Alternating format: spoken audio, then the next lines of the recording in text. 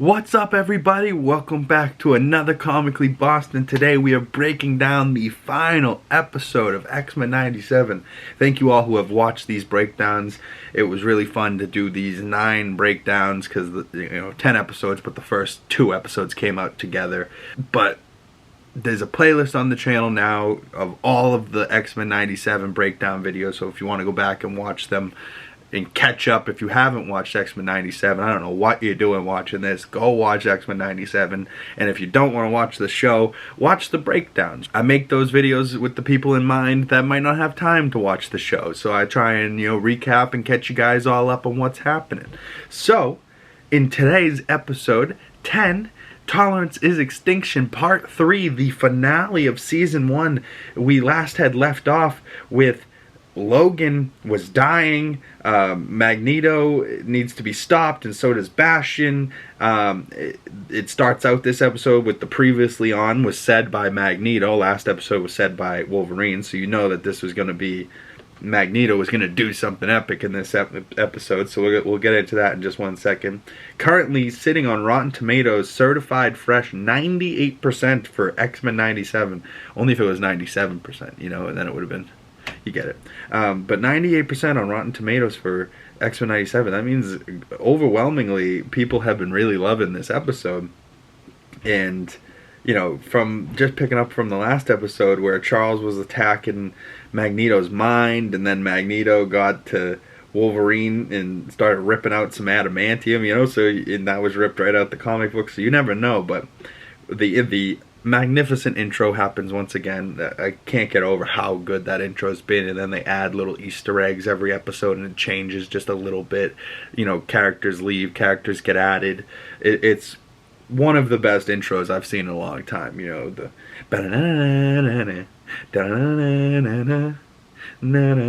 right, like just perfect little harmony. But we get our first clip, and we get right into this episode with a young Charles and Magneto telling each other that they are mutants. And they're both young, and it's one of the first times they met. You can tell that they're kind of like scientists. They're wearing like scientist white lab coats. And, this is like how we see that they became friends. But this isn't happening. This isn't a flashback. This is reliving. Charles is making Magneto relive a memory in his own brain, and he has trapped them inside of Magneto's brain. So Charles and Magneto, their bodies are both still with the X-Men and get brought back to the X-Jet, but their minds are trapped inside Magneto's mind, and there's waters flooding, and traumatic memories are haunting him. And we get a little clip here of what they say to each other. These are tense times. Be mindful not to sound like you actually are a mutant.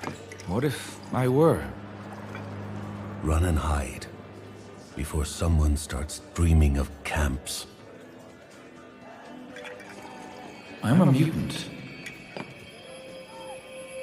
Telepathy, mind reader, likely can control them too, bend their will.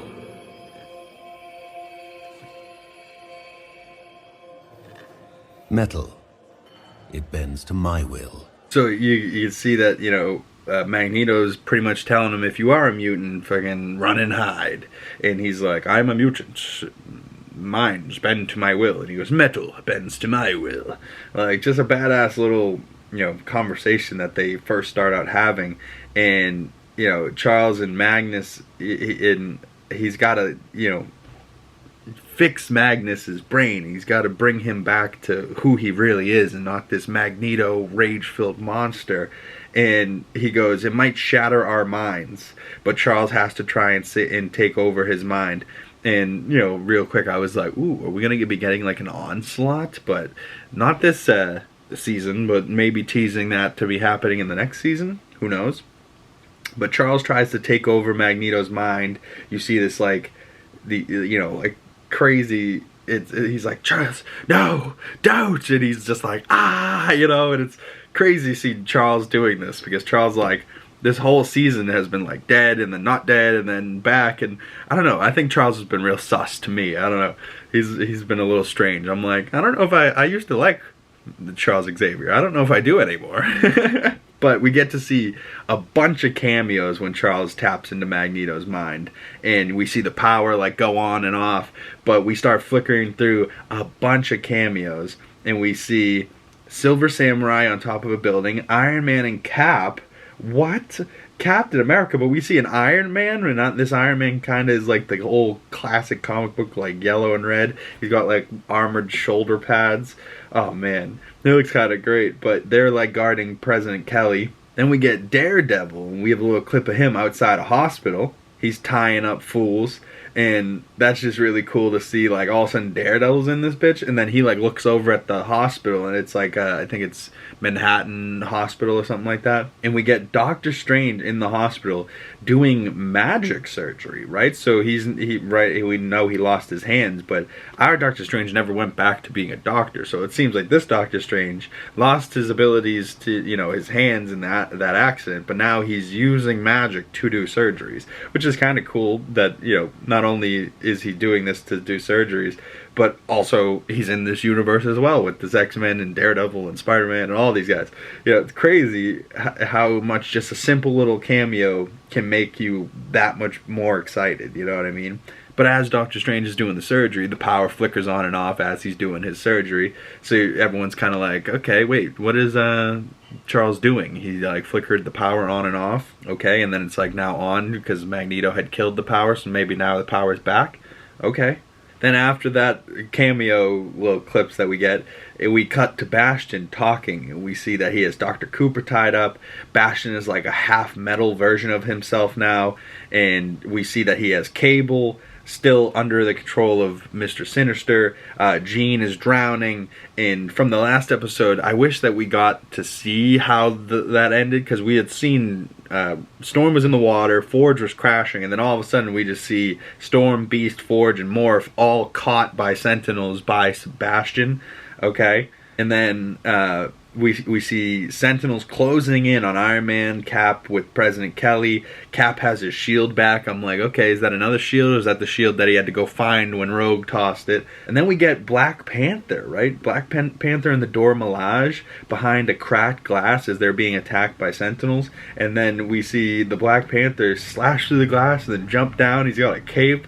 This is actually King T'Chaka, not T'Challa. So this is set before T'Challa becomes Black Panther, which is very interesting, which is back in the 90s, right? So it's not necessarily modern day MCU, so this happened back in the 90s. We see Daredevil get saved by Cloak and Dagger. We see Omega Red and others. We see Psylocke, the character that was played by Olivia Munn in X-Men Apocalypse. I only know this character because she's got like the two laser swords, but we have a little clip of Psylocke and her group here. Extinction.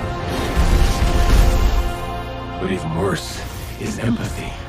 She's the only one I recognized from that group, but still, you know, it's cool that she pops in there real quick, just more cameos. And then Bastion asks Cable, he's like, how many times did you try and stop me at Genosha?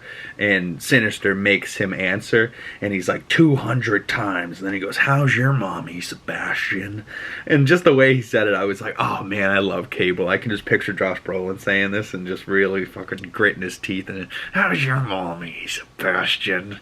You know, but then, you know, because Bastion's, you know, fucking with Cable, his, you know, mommy kinda, Jean Phoenix ups and shuts all the Sentinels down and friggin', oh, it's so cool. But let's see Jean turn into the Phoenix, finally, after all season of us thinking she was gonna turn into the Phoenix. Finally, in the finale, she turns into the Phoenix, and here's the clip.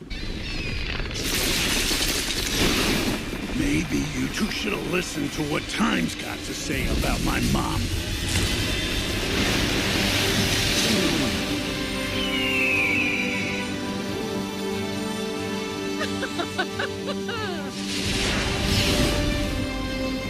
I am Phoenix! Hank was right.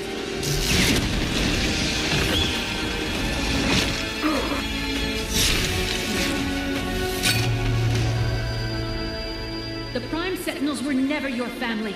They did not choose to become slaves to hate.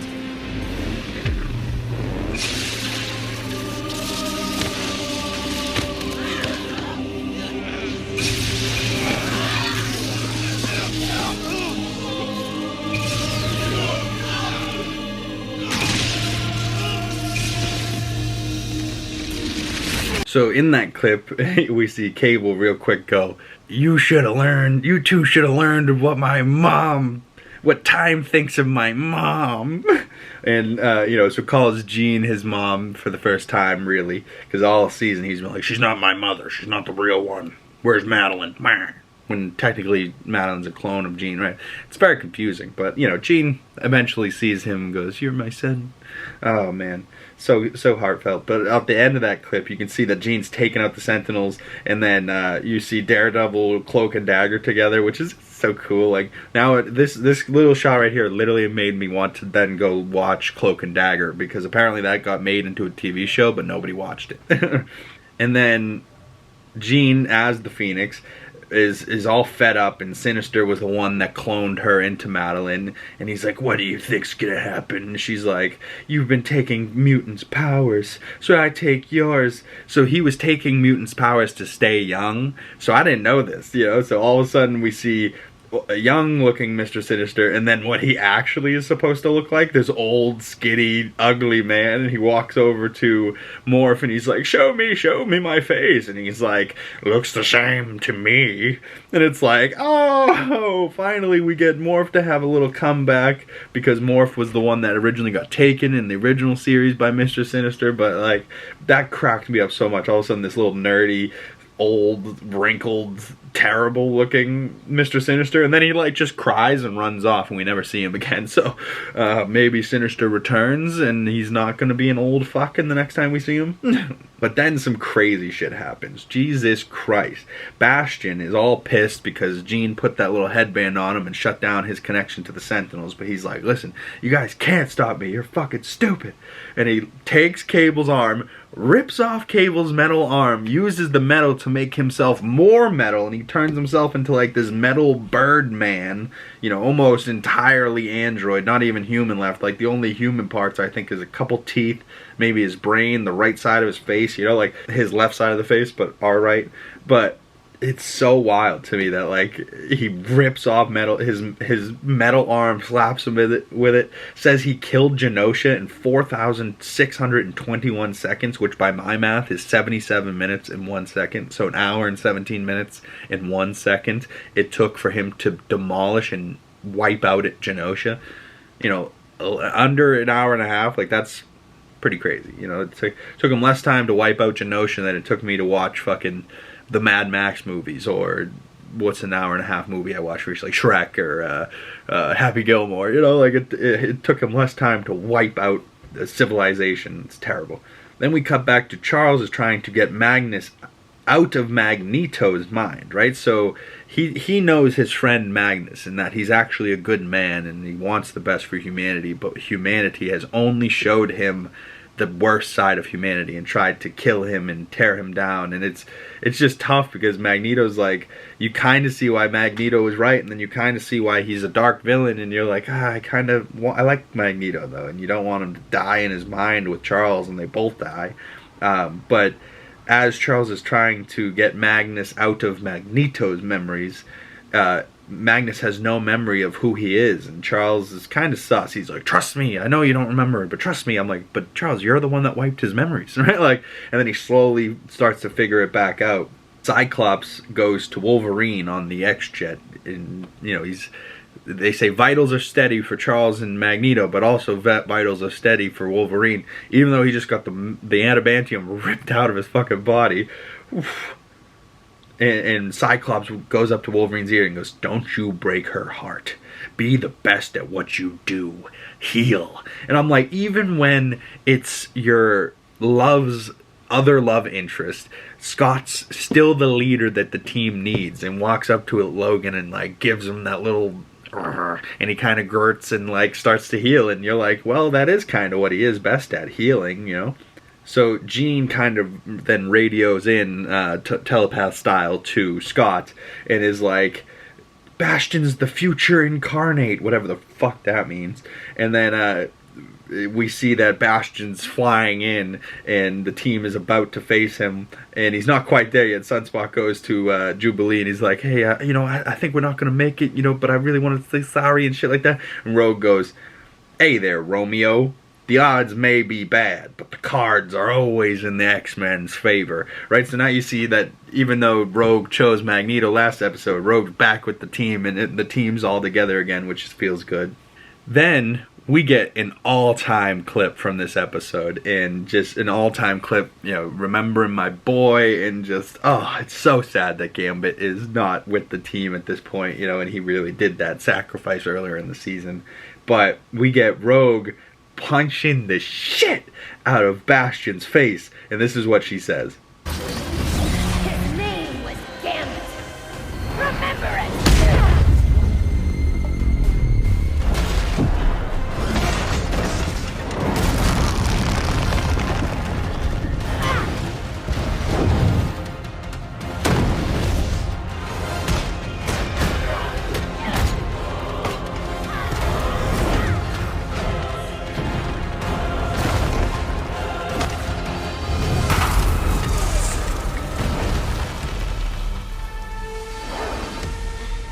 So Rogue goes, his name was Gambit. Remember it. The name's Gambit, Mom, to me. Remember it. But she beats the brakes off of Bastion, then almost Hulk thunderclaps him into the rubble, and she thinks she can take him one-on-one, but then Bastion starts to get the upper hand, starts to choke her, and then we get a sunspot. We get Roberto comes out of nowhere, hits him with a blast, and he's like, Roberto da Costa, the something something. He says something about like his mother and the rich orphan, whatever. And he's like, the name's Sunspot. It's got a certain flair to it. And he looks great as Sunspot. So Rogue and Sunspot take on Bastion in the sky, trying to get him away from Asteroid M. Then we cut to President Kelly, and I think he agreed to do something bad.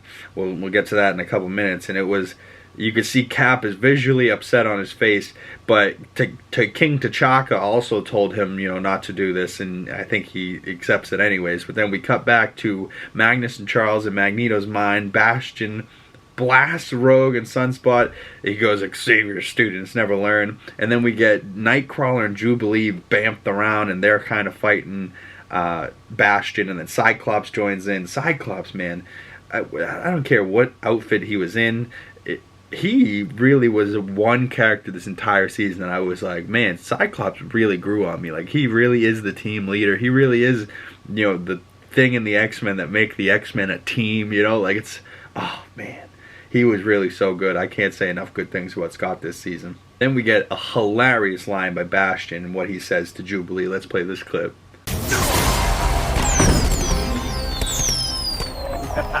What will you do, child? Slay me with the 4th of July? Haven't heard that one before. Game over, Sleazoid!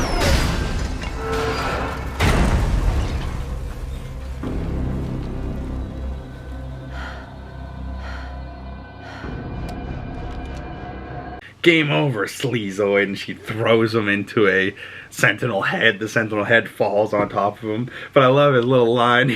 What are you gonna do, child? Kill me with the 4th of July? Oh, funny. Never heard that one before. And then she actually, you know, throws in a pretty mean hit, punches him in the face, and then he gets up afterwards, and you see his face is like, ew. Like, it's like broken, and then it like kind of androids back together, and you're like, ugh, that was nasty. So the rest of the team shows up, and Storm goes, Forge tends to Cable, don't worry. So then Jean, Storm, Morph, Beast all come back, and then Scott goes, no, wait. We are not going to fight the future. We're going to embrace it. We're going to try and recruit Bastion. And even Bastion's like, are you trying to relate to my humanity? And just seeing this team right here, right? Like, Scott's all beat up, Rogue's all beat up. The rest of the team looks alright, but Scott's beat up, you know, Rogues look like they just went through Bastion hell. And, you know, just to see the team all together, though, you know, Jean, Scott, even Roberto, Nightcrawler back there, Rogue, Morph has been one of my favorite characters all season. I love my girl Storm as well. And they try to induct Bastion into the X-Men, and he like almost did, and it's, you know, they're like almost about to touch hands, but then we turn around and see that there's a bunch of missiles coming. So what President Kelly did was he agreed to the Magneto protocols, which is pretty much bomb wherever Magneto is, and hopefully they die. But the missiles don't turn out how they're supposed to, and the asteroid starts falling out of the sky, and Morph turns into Mr. Fantastic, right? You see him kind of rubbery, flopping around. I'm like, just another great cameo, right? We had no idea the Fantastic Four was in this universe, but now we do, because Morph just real quick wanted to be Mr. Fantastic. Like, that's awesome. But as they're falling out of the sky, Jubilee flies out accidentally, and Sunspot goes and saves her, and she goes, I got Jubilee, but you guys are about to make the new Ice Age. And they're like, okay, get to the ground, good to forge on the ground. Then we get a beautiful clip of Scott and Jean saying goodbye to Cable, and Scott shows him his eyes, like, and it's through like a telepathic, you know, Jean memory, and Jean's holding his hand and like, my son, and he's like, I wanted you to see my real eyes, you know. So Cable like kind of sitting there with his one arm, it's like, oh my god, my dad really loves me, and he's like, I love you, son, and we just, you know, I refuse to make the same mistake my dad did, and he's like, what would that be? Not saying goodbye, you know. And like, he's like, oh, it's that type of mission, okay, you know. And then right after that little clip, it literally made me tear up watching, and I was like, oh my god, Scott's such a good dad, he loves that kid so much. But then we get this badass clip, and look closely at Scott's eyes as he's about to release this blast in this next clip.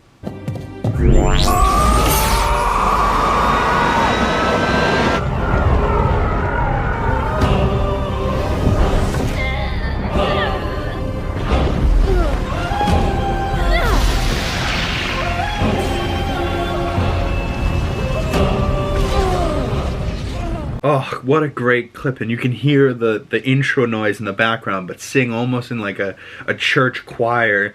Oh, oh, oh, right? Instead of right, like it's right, almost like someone's about to die, or the whole world's gonna die because Asteroid M smashes into the planet, and that's what they're trying to stop. So the whole team tries to, you know, go together. We see a little quick clip of Storm using the winds and Jean using her telepathic force, and just, you know, from that last clip of the last episode, make them mind your weather, sister, and them weather your minds, you know. Like, oh, so much great art I'd seen of them over the last 2 weeks since the last episode. Just so good.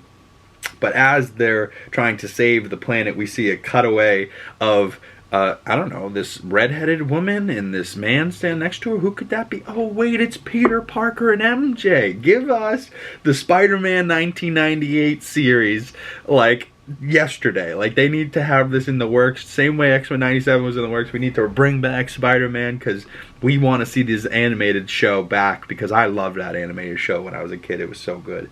But, you know, it's just really cool to see Peter Parker and Mary Jane from that original show, but now updated in this new X-Men 97. You also can see Flash Thompson over Peter's right shoulder there. That's hilarious, you know, and just we don't need them to have lines. We don't need Spider-Man to be swinging with webs and fighting ass. Like, he can do that in his own show, but it's just so cool that we're getting this universe, right? And this is what I wish they would do in the movies, you know? More just small little cameos, you know? Like, that really makes it feel all tied together, and it really adds something, you know? Like, a Stan Lee cameo has been sorely missed since he's passed, you know? Like, and that was really brought the movies all together. But as they're falling out of the sky, you know, and the asteroid's about to send the people back to dinosaurs, Morph comforts Logan, because Logan calls for Jean, and this is the clip here of Morph comforting Logan.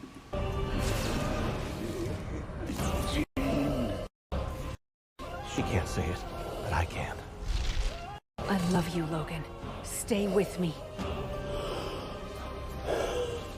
She can't say it, but I can. I love you, Logan. Stay with me. And it's like what he needs to hear. Like, grits his teeth. But I'm pretty sure this is the last we see of Morph and Logan. So I'm sitting there like, where the fuck they go? Oh, God, it's terrible. But this is when shit gets absolutely nutty, right? So Morph comforts Jean. Charles and Magneto, he starts to remember who he is. And Charles kind of gets Magnus back. And then all of a sudden, Magneto pops up and goes, Magneto lives, stops the asteroid out of mid-plummet, you know, just stops it right in its tracks, starts to put it back out into space, and you can kind of see Jubilee on the ground looking up at the asteroid, and then all of a sudden it just kind of whoop and just teleports away. And you're like, what the fuck just happened? And then all of a sudden we cut 6 months later, and they're calling it after E-Day. What is E-Day? Maybe that's Extinction Day. You know, tolerance is extinction. Maybe that's what E-Day is. But they never really confirm what E-Day is. So comment below what you think E-Day is. But we see Forge. Forge has a wall of faces. And on this wall, we see all of the, you know, Cyclops, Jean, Storm, Beast, Magneto, Nightcrawler, Jubilee. You know, most of them are all missing, presumed dead, right? Because we don't know where they are. Same with Morph and Rogue and even Archangel. And then there's people like Scarlet Witch, off-world. Quicksilver, off-world. Who the fuck is that? Like, or we know who they are, but why? Where are they off-world? How does he know they're off-world?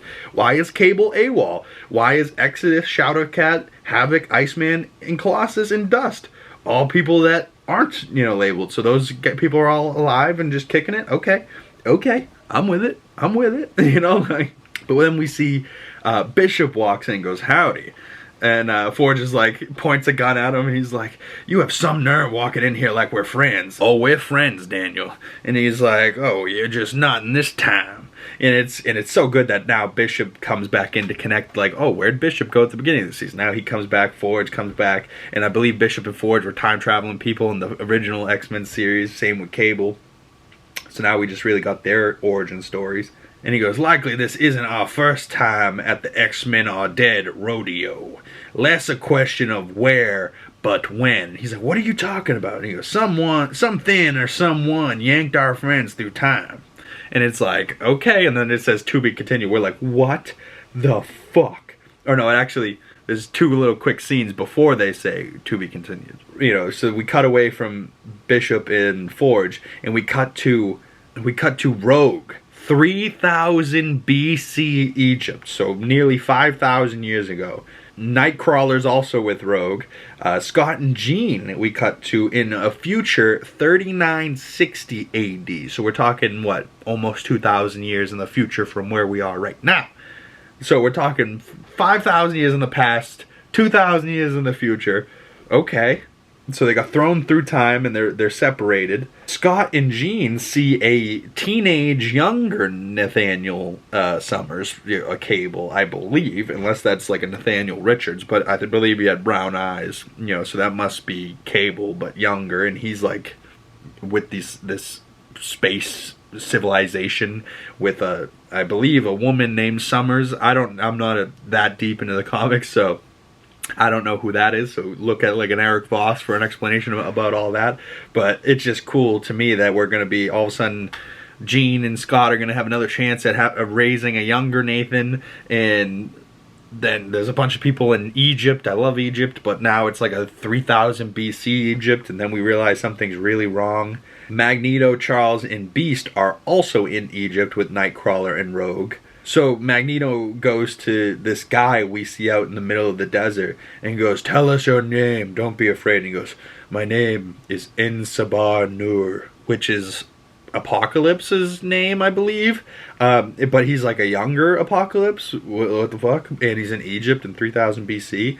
And then Beast like hears this and walks and over like a little sand dune and sees a futuristic 3000 BC and goes, oh, something is terribly wrong. And then we get to be continued. And I thought that was really going to be the end. And then we cut to like a mid-credit scene that says present day Genosha. And we hear a voice say, so much pain, my children, so much death. Says Apocalypse, right? But not the Apocalypse that we just saw in 3000 BC. A Apocalypse standing in the rubble of Genosha holding a red Queen of Hearts card, right? And that was Gambit's Rogue card, was the Queen of Hearts. And why is he holding Gambit's card Why is he holding my boy's card? And why do we cut to just him saying these words? And, you know, we cut to his little smile and he's just like, so much pain, my children, so much death. And that's it. And then now we cut to the end. So now what? Apocalypse is going to bring Gambit back from the dead or something? He's going to be the reason why everything gets fixed as Gambit? I have no idea. But also, thrown throughout time, Bishop and Forge have to go find the X-Men, but we don't know where Storm, Wolverine, Cable, Sunspot, Jubilee, Morph, we don't know where they are. We only know where Scott and Jean and a younger Nathan, and we only know Forge and Bishop are together, and then we know that Charles, Beast, Magneto, Rogue, and Nightcrawler are together in Egypt with a young Apocalypse. So, I don't know what this second season's going to be, but I know they already have it written, and they're already working on 3 and 4, but I need this second season, like, yesterday. So, I don't know about you guys. What was your favorite part of this X-Men 97 series? Who have your favorite characters been? Did you love that Gambit saga of, like, you know, his whole character arc this season? I really loved him. I love Rogue. I love Jean and Scott and Cable and their whole relationship. I'm really curious to see if Madeline Pryor's really dead. I'm curious to see what Emma Frost is doing. To see Colossus and the rest of those X-Men, that would be really cool. You know, just bigger and better and on to this next season. Also, we need that Spider-Man 98 series. It's just so cool that we were able to revive a series from 97, and it's still set in 97, but now with time-traveling shenanigans, I thought for sure when I saw that Asteroid M teleport away, I was like, oh my god, they got teleported by Doctor Doom, and this is going to be Battle World, and they're going to be in Secret Invasion, it's going to be these guys, but live action. Not exactly quite sure that that's a correct or incorrect theory. Only time will tell when the next series comes out, but I think this is going to be more of an apocalypse-based time travel thing, and it's going to be contained in the X-Men 97 universe. But, with that being said, Deadpool Wolverine comes up in July, and that's going to be fucking insane. And we also got news about Agatha Covenant of Chaos, which also might be Agatha All Along, or a various amount of other titles. So we have tons of stuff coming. Fantastic Four next year. Agatha later this year. We also still might have the Spider-Man freshman year animated series. What If Season 3. Marvel Zombies. Wakanda, Eyes of Wakanda series. So there's a lot of animated stuff in the works under Marvel Animation. There's stuff in the works under Marvel Television, and there's stuff in the works under Marvel Studios for the movies. So Marvel has been pumping shit out, and then there's also, I believe, Marvel Gaming pumping out some stuff too. So lots of Marvel content to talk about and experience coming real soon. And if you guys won't be tuning in for Game of Thrones and all these Star Wars stuff coming up in June real soon, then I'll see you guys in July for Deadpool and Wolverine, and we'll talk more Marvel. If you want to message me on my other social medias, link down in the description below. Letterboxd, Twitter, Instagram. Big Cam, two G's in the big, because I'm extra big, you know how it goes. But I will see you beautiful people in the next video. Peace.